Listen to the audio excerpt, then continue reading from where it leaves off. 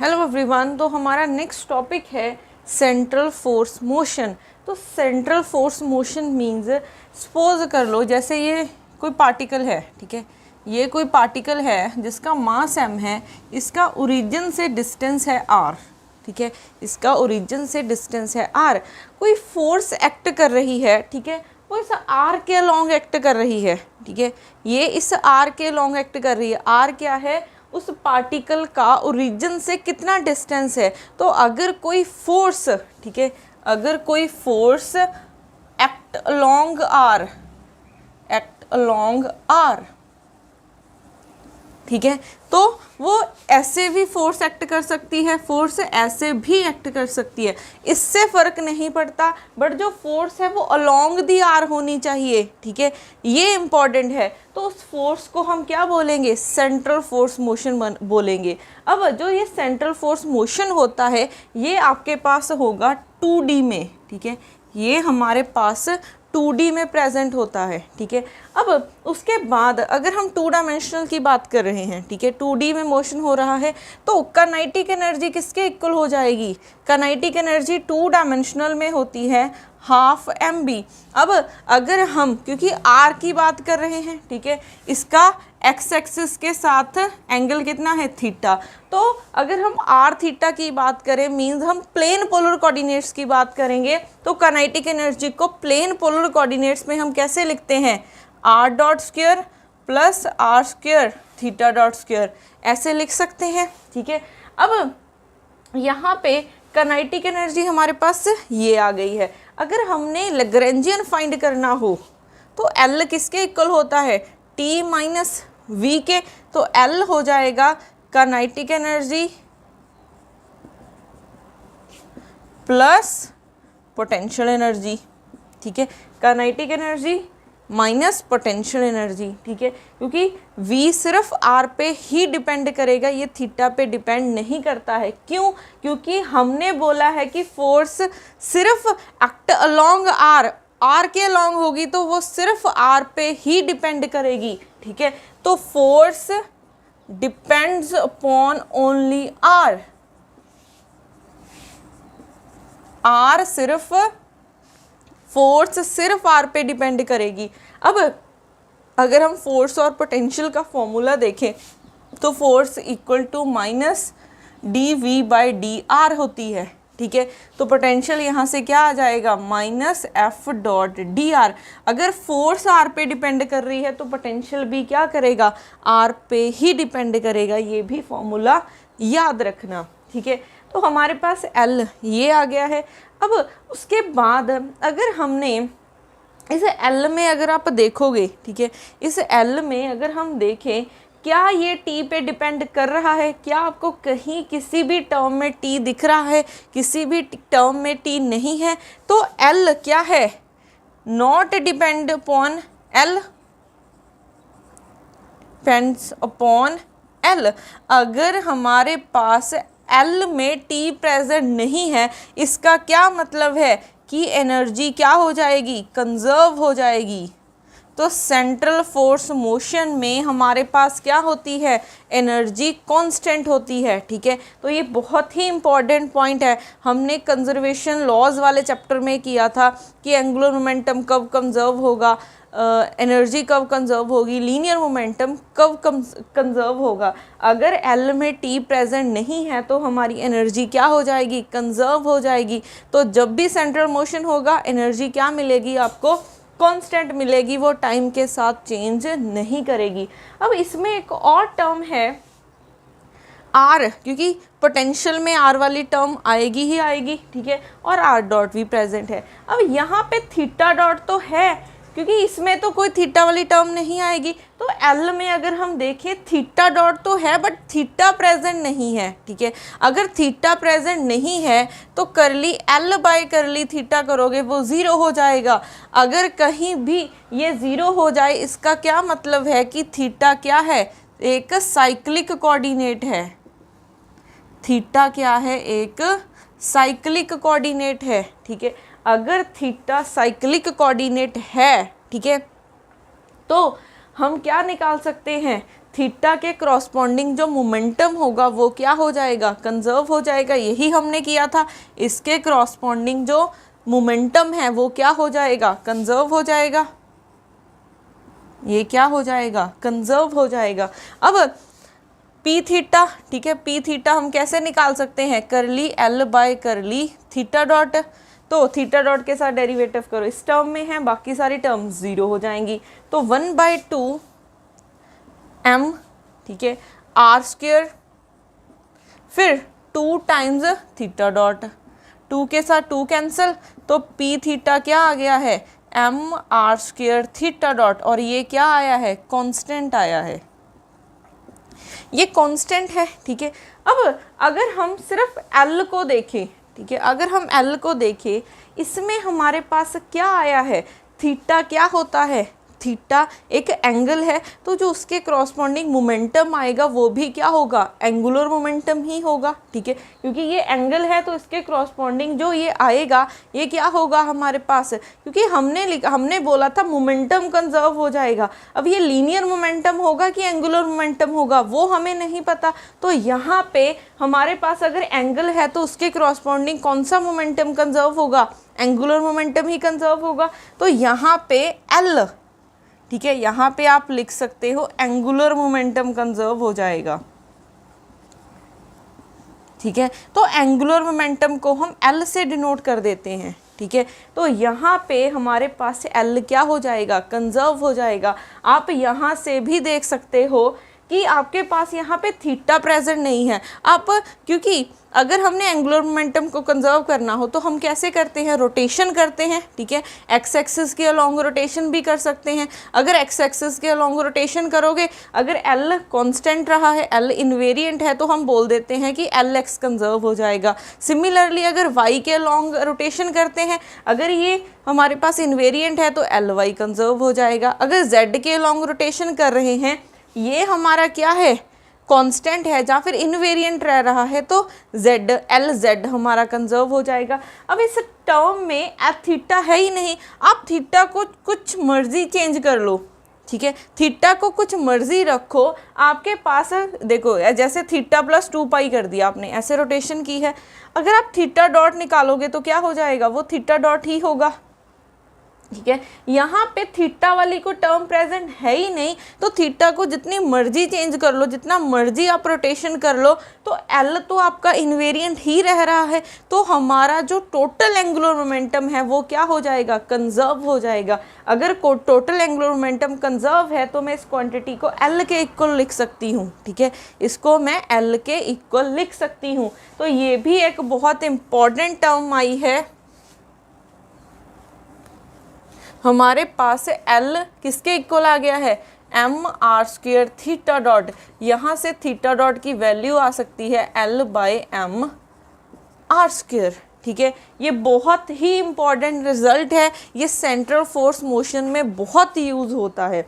अब उसके बाद अगर हम देखें हमारे पास और क्या क्या आया है, ठीक है, एक तो हमने एल निकाला हुआ है, ठीक है, L is equal to 1/2 m r dot square plus r square theta dot square, यही आया है, ठीक है। यहाँ से हमने बोल दिया है कि एनर्जी कंजर्व है। अब उसके बाद देखो हमारे पास, क्योंकि टोटल एनर्जी क्या है, कांस्टेंट है, क्योंकि T प्रेजेंट नहीं है L में, तो एनर्जी किसके इक्वल होगी, kinetic energy plus potential energy. Kinetic energy क्या होती है, 1/2 m आर डॉट स्क्वेयर, क्योंकि प्लेन की बात कर रहे हैं तो 1/2 m r dot square r square theta dot square, ठीक है।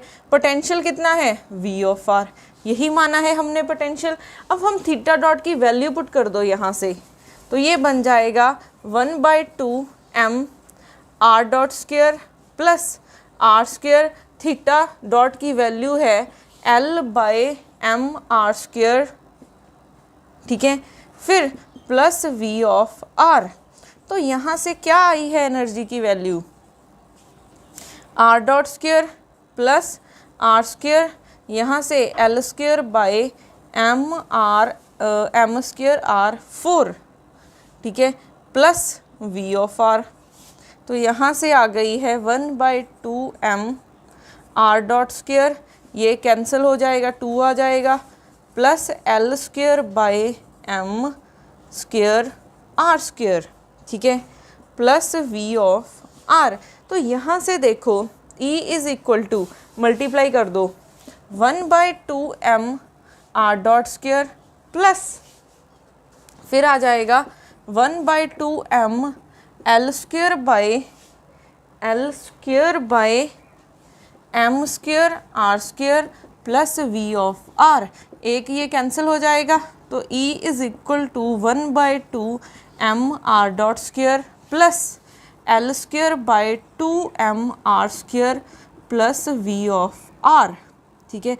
अगर हम क्या देखें, सिर्फ आर की टर्म्स में देखें, ठीक है, आर की टर्म्स में देखें, तो इस 2D मोशन को हम एज अ 1D भी ट्रीट कर सकते हैं, क्योंकि अब हमने सब कुछ क्या लेके आए हैं, हम आर की टर्म्स में लेके आ चुके हैं। तो सिर्फ आर प्रेजेंट है तो ये एक 1D का मोशन 1D की तरह आप ट्रीट कर सकते हो। तो 1D में मान रहे हो, ये आपके पास काइनेटिक एनर्जी है। तो जो बाकी बचा है, क्योंकि इसमें भी आर है, इसमें भी आर है, क्योंकि आर डॉट वाली टर्म्स होंगी काइनेटिक एनर्जी में, और जो आर वाली टर्म्स है वो बन जाएंगी आपके पास पोटेंशियल। अब इसको हम लिखते हैं इफेक्टिव पोटेंशियल। तो आपके पास ई किसके इक्वल है, टी प्लस वी इफेक्टिव, ठीक है, टी प्लस वी इफेक्टिव। और वी इफेक्टिव की वैल्यू कितनी आ गई है, l square by 2m r square plus v of r. अब यहाँ पे ध्यान रखना है कि कभी भी आपको वर्ड आ जाए कि आपने सेंट्रल मोशन के लिए निकाल रहे हो या फिर सर्कुलर मोशन के लिए निकाल रहे हो,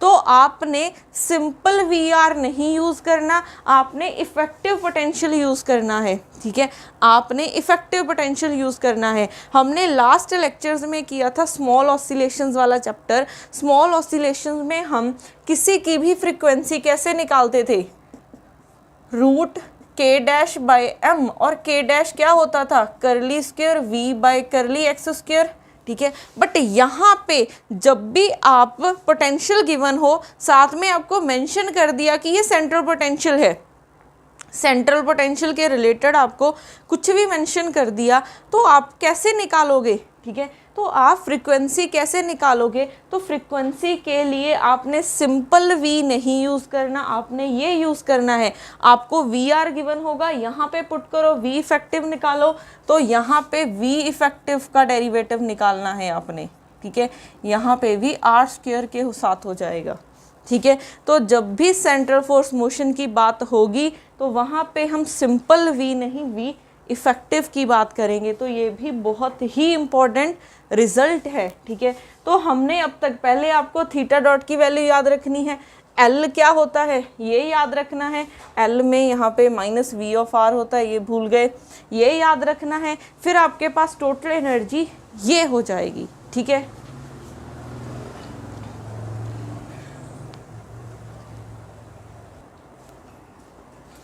तो ये कुछ टर्म्स आपने लर्न करनी है।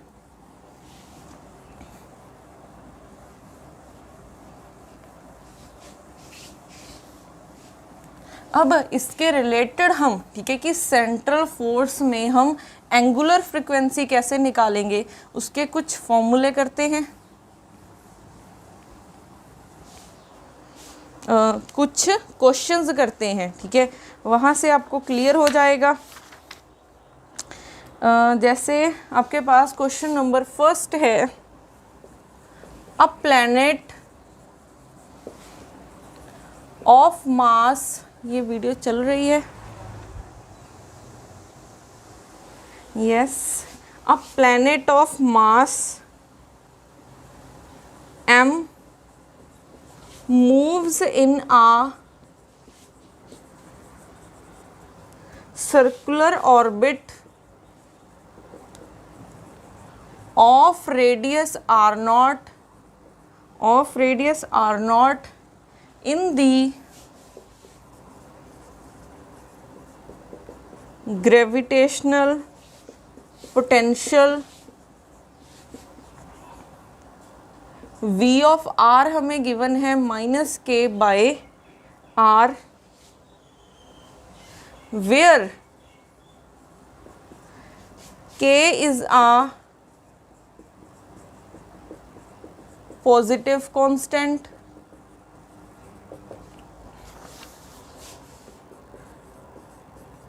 the orbital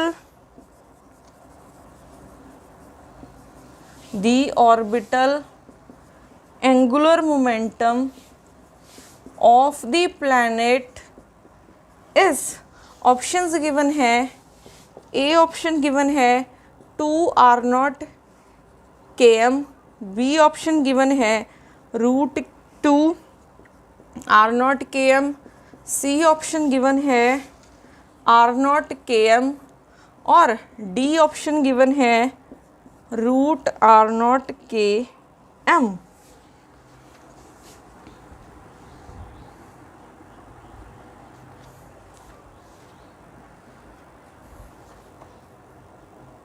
अब देखो यहाँ पे कभी भी आपको, देखो क्वेश्चन रीड करते हैं पहले तो, a planet of mass m moves in a circular orbit of radius r0, potential हमें गिवन है, v ऑफ r गिवन है -k/r, where k is a positive constant, और हमें क्या फाइंड करना है, orbital angular momentum of the planet. ठीक है, अब कभी भी आपको सर्कुलर मोशन की बात आती है तो आपने एक फॉर्मूला लिख लेना है, वो कौन सा, इफेक्टिव पोटेंशियल वाला। ठीक है, तो हमें पता है v इफेक्टिव क्या होता है, L²/2mr² प्लस v ऑफ r।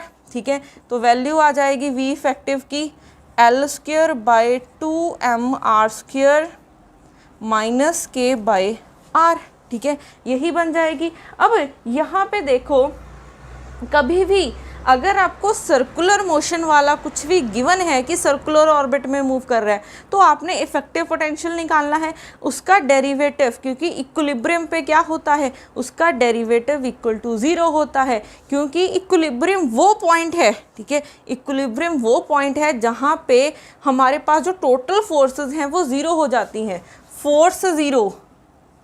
ठीक है, अगर फोर्स 0 है, फोर्स को हमने क्या लिखा था, माइनस कर ली v/r, तो ये भी इक्वल टू 0 हो जाएगा। ठीक है, तो जब भी फोर्स की बात होगी, क्योंकि इक्विलिब्रियम की बात होगी, तो फोर्स 0 हो जाएगी। फोर्स 0 मतलब कि v का r के साथ डेरिवेटिव करोगे 0। तो यहाँ पे जब भी आपको सर्कुलर मोशन की बात आती है तो आपने क्या करना है, v इफेक्टिव का डेरिवेटिव लो और इसको 0 के इक्वल रख दो। तो v इफेक्टिव का डेरिवेटिव लेते हैं, तो ये आ जाएगा L² -2mr³,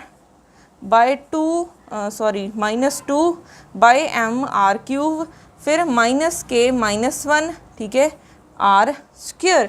तो यहाँ से देखो curly v effective by curly r is equal to 2 के साथ 2 कैंसिल, तो -L²/mr³ माइनस माइनस प्लस, ये आपने इक्वल रख देना है 0 के। ठीक है, तो यहाँ से देखो ये दूसरी तरफ लेके जाओगे तो प्लस हो जाएगा, mr³ is equal to k/r²। तो यहाँ से हमारे पास क्या बना है, हम क्या लिख सकते हैं यहाँ पे,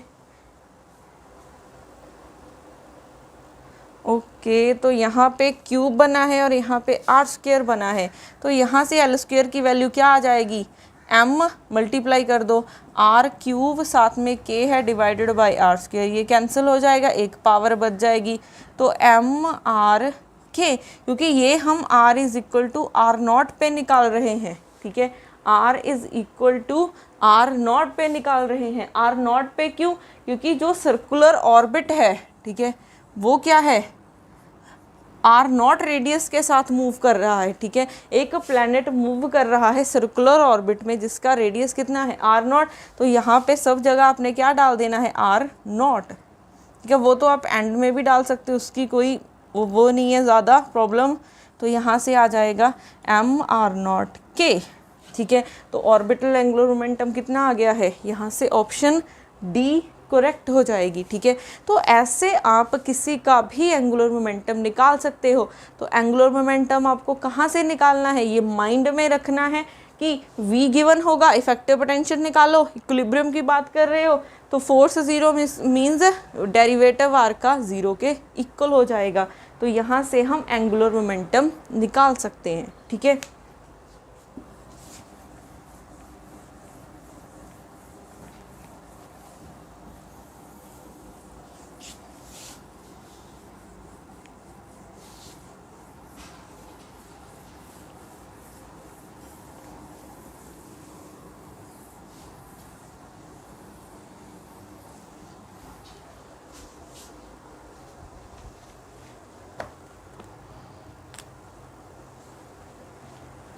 उसके बाद देखो question number 2,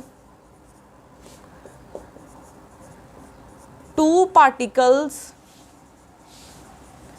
of identical mass move in a circular orbit under a central potential V R given है 1/2 k r square. Let L1 and L2 be the angular momentum and R1 R2 be the radii of the orbits respectively. If L1 by L2 given है 2, the values of R1 by R2 is, option A है √2, option B है 1/√2, option C है √2, 2 सिर्फ, और ये हो जाएगा 1/2।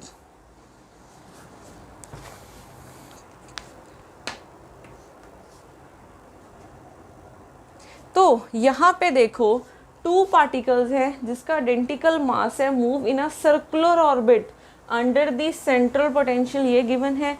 L1 and L2 angular momentum है और R1 R2 रेडियस है। तो हमें ये गिवन है, ठीक है, और हमें ये फाइंड करना है। तो अगर हमें एंगुलर मोमेंटम पता चल जाए, ठीक है, एंगुलर मोमेंटम निकालना है तो क्या करोगे, इफेक्टिव पोटेंशियल निकालोगे, क्योंकि सर्कुलर मोशन की बात है। इफेक्टिव पोटेंशियल निकालोगे, इक्विलिब्रियम पे निकालते हैं सब कुछ हम, तो डेरिवेटिव को ज़ीरो के इक्वल कर दो। तो V इफेक्टिव क्या हो जाएगा, L² / 2mr², पोटेंशियल कितना है 1/2 k r², इसका डेरिवेटिव ले लो विद रिस्पेक्ट टू r के, तो क्या बन जाएगा 2m - 2 / r³ प्लस 1/2 k, इसका डेरिवेटिव लोगे 2r, 2 के साथ 2 कैंसिल, 2 के साथ 2 कैंसिल। तो यहाँ से curly V effective by curly R is equal to -L² / mr³ plus KR, ये इक्वल रखना है हमने ज़ीरो के। तो यहाँ से देखो ये इस तरफ जाएगा, प्लस हो जाएगा mr³ है ना यहाँ पे, इज इक्वल टू KR। तो यहाँ से L² आ गया है KR × mr³, तो यहाँ से आ गया है ये KMR4। तो L की वैल्यू आ जाएगी √KMR4। यहाँ पे प्लस माइनस आएगा, बट हम प्लस ही लेंगे, नेगेटिव को क्यों निगलेक्ट कर रहे हैं, एंगुलर मोमेंटम पॉजिटिव रहेगा। तो यहाँ से R² √KM, ठीक है, यही बन जाएगा। तो हमारे पास L की वैल्यू आ गई है R² √MK, ठीक है। तो L1 किसके इक्वल हो जाएगा, R1², क्योंकि M और K तो कांस्टेंट है। L2 क्या हो जाएगा, R2² √MK। तो यहाँ से हमें वैल्यू किसकी गिवन है, L1 बाय L2 क्या हो जाएगा, R1 square by root M K by R2 square root M K, ये कैंसिल, तो यहाँ से R1 square bye R2 square क्या हो जाएगा, L1 बाय L2 की वैल्यू कितनी गिवन है, 2, ठीक है। तो यहाँ से R1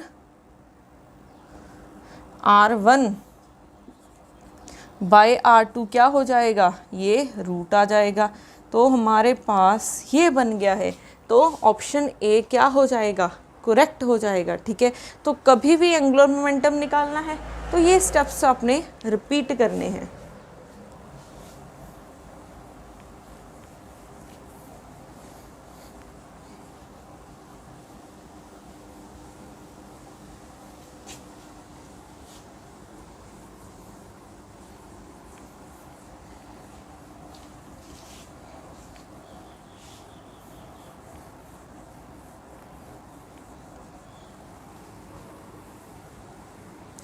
इसके रिलेटेड न्यूमेरिकल्स नेक्स्ट वीडियो में भी कंटिन्यू रहेंगे।